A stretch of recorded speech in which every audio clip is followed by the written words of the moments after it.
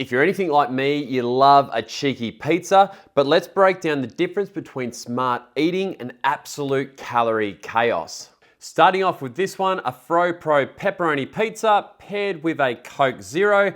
This comes up to 553 calories with over 50 grams of protein versus the Domino's pepperoni pizza with a full strength Coke comes out to 1,800 calories, 70 grams of protein, but a whopping 244 grams of carbs and 59 grams of fat. That is triple the amount of calories and 7 times the amount of carbohydrates through sugar. And let's be honest here, it's gonna put a big dent in your weekly progress you've made during the week.